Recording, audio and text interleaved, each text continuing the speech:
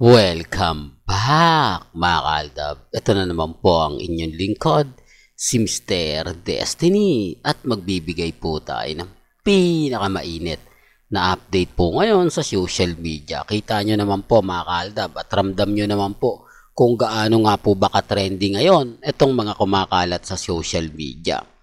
Kila Mengay, kay Alden, sa EAT, kay Kat, kay Julia, at kay Lala Soto mga kaaldab.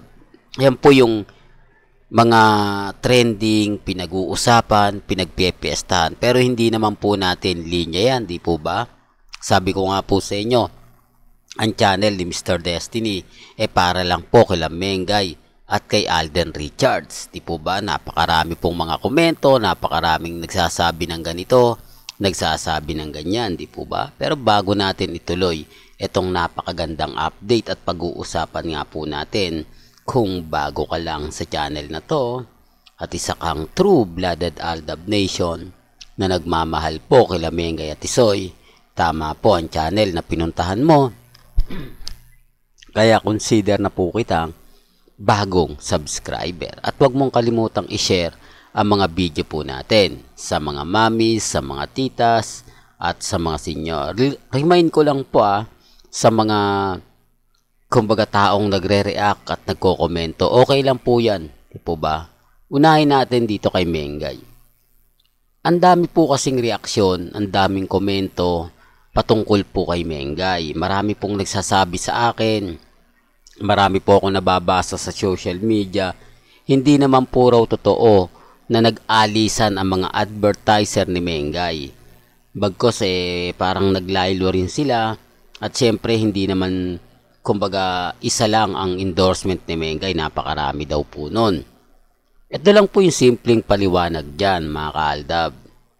Alam nyo yung mga advertiser, yung mga TV commercial, ang gusto po nila sa mga artista, kaya po nila kinukuha yung laging lumalabas sa telebisyon, yung may teleserye, yung may soap opera, yung may pelikula, at yung laging nakikita nga po.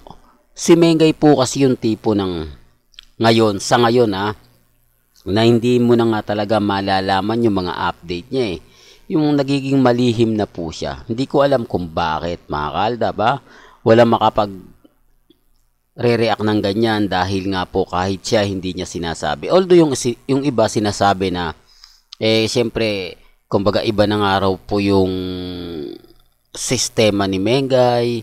Siguro napag-isip-isip niya na ano muna yung social media, maraming toxic, maraming hanas, maraming... Sa totoo lang po kami naman pong mga Aldab Nation, wala naman pong nakikitang hindi maganda para sirain at pabagsakin si Mengay, di po ba?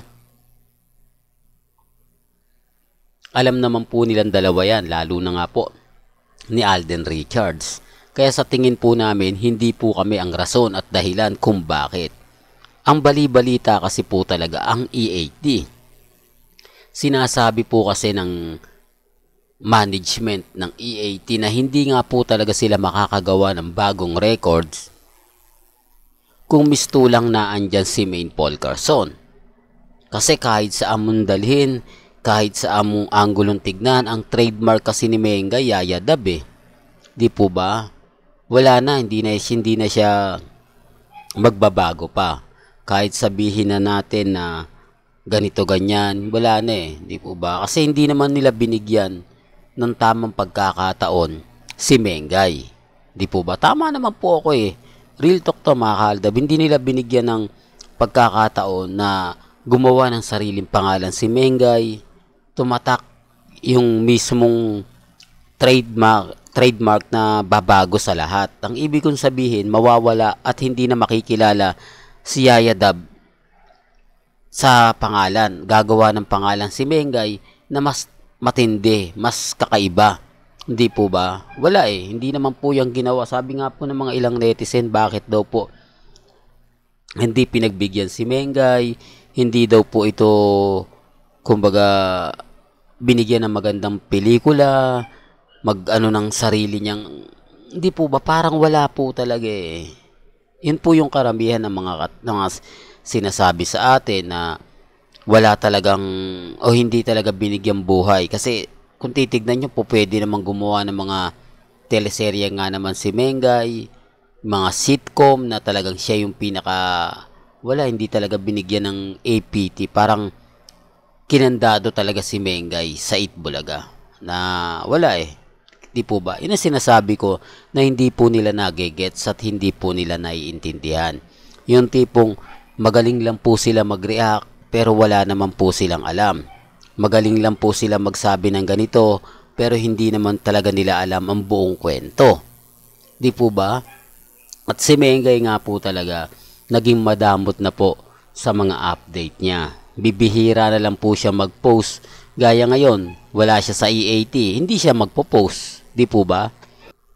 Kasi kung naandyan siya, di po ba? Kung naandyan siya, di mag-a-update na mag-a-update yon. Pero wala eh. Tapos sinasabing kumbaga maganda raw po yung kinikilig daw po yung mag-asawa na magkasama sa ibang bansa. Yan pa po yung sinasabi ko. Wala po talaga, di po ba? Ginawa na po ni Mengay yan nung bagong kasal sila. Na walang update, wala talaga ni post lang na nandito kami sa isang hotel, pangalan ng hotel. Di po ba? Wala eh. Kumbaga hindi mo alam kung nakauwi na ng Pilipinas. Hindi mo alam kung umalis ba ng Pilipinas o hindi. Di po ba? Kaya nga po pag sinasabi ko yan, marami nagre-react, marami nagko-komento. Di po ba? Real to kaya mga kaaldab. At ito pa po yung nakakatawa. Di po ba? Yung mga galawan nila Alden at ni Julia Montes kapag break time. Di po ba? Ito yung panahon na wala pa po talaga. Siguro mga kaaldab, kung eto senaryo ko lang to, baka may magre-react naman dyan. Kung siguro panahon ng Aldab, nagkaroon ng mga TikTok, di po ba? Siguro tayo po yung pinakamarami. Siguro tayo yung masasabi na gagawa ng bagong record. Siguro yung followers ni Main sa social media, hihigitan. Di po ba? Kung yan ay since 2015 ha. Kasi sabi ko nga po sa inyo, kailan lang naman lumabas yung TikTok na bawal na magsama. O meron ng pader talaga. Kila Mengay at kay Alden Richards.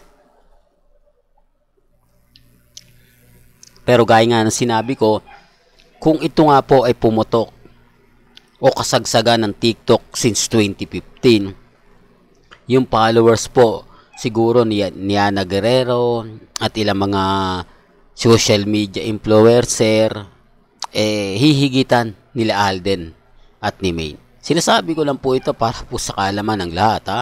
Para lang po sa mga dumadaan at bumibisita. Kasi nakagawa tayo ng 41 million tweets sa Twitter. Magagawa din natin mag-follow kung gaano po karami. Di po ba? Sinasabi ko lang po ito para po sa kaalaman ng lahat ha. Baka naman sabihin nyo, invento ka na naman Mr. Destiny. Kumbaga hindi totoo yan, malabong mangyari yan. Hindi po. Hindi po ba? Totoo po yung sinasabi ko na po, hindi po imposible. Kasi ito po yung pinaka napakagandang panoorin sa dalawa. Ito yung pinaka moment na ginagawa talaga nila Mengay, ni Alden. Di po ba kapag nasa barangay, nasa APT, nasa Broadway. Ito yung isa sa rason mga kaaldab kung bakit sinasabi ko to. Kung bakit na kumbaga yung mga panahon na ganito magkakaroon. Pero wala eh. Kumbaga dumating yung point na lumabas nga po ito. Pero meron na nga pong harang sa pagitan nila Mengay at ni Alden Richards. Di po ba? Ito yung panahon na kumbaga sayang. Kaya nga po yung iba marami nagre-react, marami nagko-komento.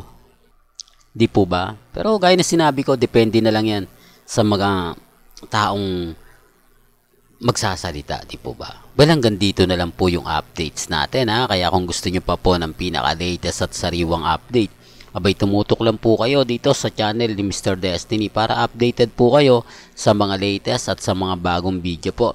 na ilalabas po natin maya-maya lang. Hanggang sa muli, salamat po sa panonood at pakikinig.